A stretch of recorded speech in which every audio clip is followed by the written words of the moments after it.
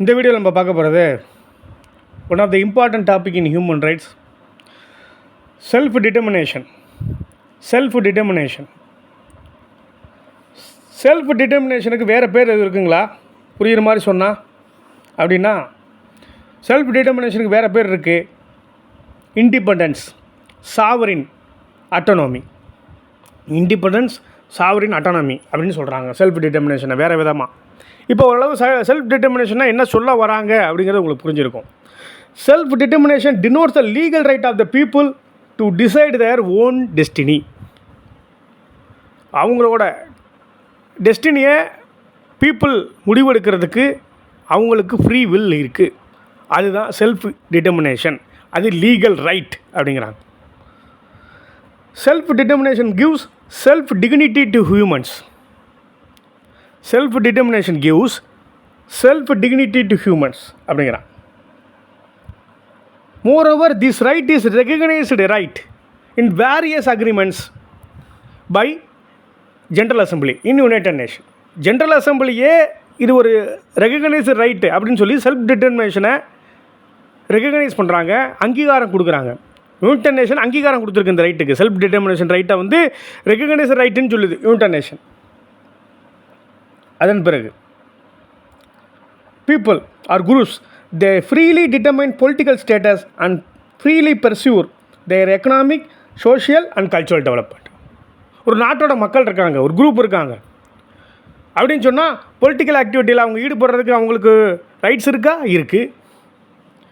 Social rights இருக்கா? இருக்குது. Economical rights இருக்கா? இருக்குது.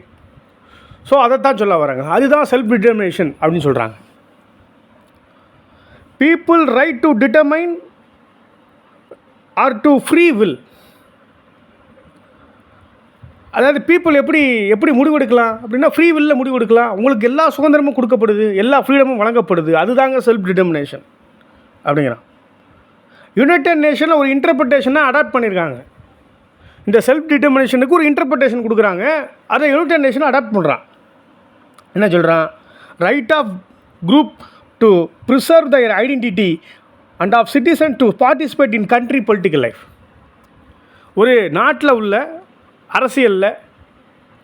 அரசியல் நிகழ்வுகளில் மக்கள் ஈடுபடலாமா, இல்லை ஒரு குரூப் ஈடுபடலாமா, கலந்துக்கலாமா, பார்ட்டிசிபேட் பண்ணலாமா? Yes, you have the right அப்படின்னு சொன்னால் அதுதாங்க செல்ஃப் டிட்டர்மினேஷன்.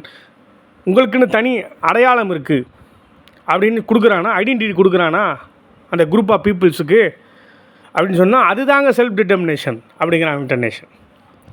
இதுக்கு ஒரு எக்ஸாம்பிள் சொன்னால் உங்களுக்கு ஈஸியாக புரியும். The idea of national self determination lead to the formation of new state. National self determination அப்படின்னு ஒரு கான்செப்டை கொண்டு வராங்க. அதுதான் ஒரு நியூ ஸ்டேட் ஃபார்ம் ஆகிறதுக்கு வழிவகுத்துச்சு. யூரோப் வந்து என்ன பண்ணுது? ஆஃப்டர் ஃபஸ்ட்டு வேர்ல்டு வார் அந்த கண்ட்ரி உருவாகுது. அது எப்படி உருவாகுச்சு அப்படின்னு சொன்னால், basis on their culture they shade. பலதரப்பட்ட மக்கள் யூரோப்புக்கு வராங்க. ஆஃப்டர் ஃபஸ்ட்டு வேர்ல்டு வார் ஒரு நாடு உருவாகுது. பலதரப்பட்ட மக்கள் அங்கே இருக்கிறாங்க. பலதரப்பட்ட கலாச்சாரம் பொருந்திய மக்கள் அங்கே இருக்கிறாங்க. So it is helped these people to determine the basis of culture they shared and to ensure that each cultural groups could achieve political independence and statehood. மக்கள் வந்து இப்படி ஃபார்ம் ஆகிட்டான். பலதரப்பட்ட நாட்டு மக்கள் ஒரு இடத்துல கூடுறான், ஒரு நாடு உருவாகுது. அப்போ அவங்க பொலிட்டிக்கல் ஸ்டேட்டஸை அந்த மக்கள் தீர்மானிக்கிறதுக்கு அதிகாரம் இருக்கா? ரைட்ஸ் இருக்கா? இருக்குது. அப்புறம் more number of people migrate ஆகிறான் யூரோப்புக்கு. அவன் பலதரப்பட்ட நாடுகள்லேருந்து வரான், பலதரப்பட்ட கலாச்சார பின்னணி கொண்டு இருக்கான். அவன் வரும்போது அங்கே என்ன ஆகுது?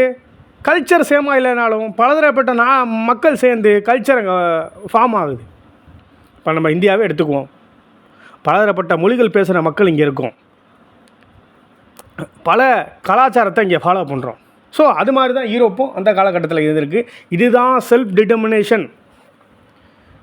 Self determination is a concerned with the fundamental right of the people to shape their own lives. செல்ஃப் டிட்டர்மினேஷனுங்கிறது ஒரு ஃபண்டமெண்டல் ரைட்டுங்க. அப்போ வாழ்க்கையை அவன் எப்படி ஷேப் பண்ணிக்கணும், எப்படி வடிவமைத்து கொள்ள வேண்டும் அப்படிங்கிறத மக்களே முடிவு பண்ணுவாங்க த்ரூ தயர் ஃப்ரீ வில். அதில் யாரும் எந்த தலையீடு இருக்காதுங்க, யாரும் தலையிட மாட்டாங்க. அப்படி இருந்தால் தாங்க அது செல்ஃப் டிட்டர்மினேஷன்.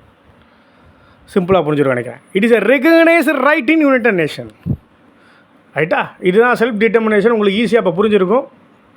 உங்களுக்கு 4 மார்க்குக்கு ரொம்ப யூஸ்ஃபுல்லாக இருக்கும்.